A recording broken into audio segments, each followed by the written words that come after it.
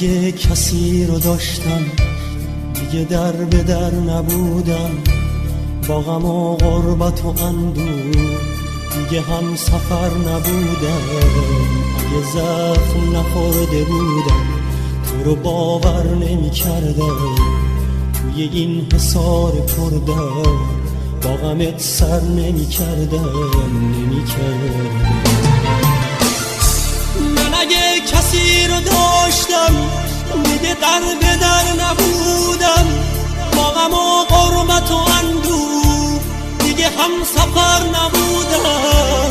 اگه زخم نخورده بودم تو رو باور نمی کردم، توی این حصار پردم با غمت سر نمی کردم.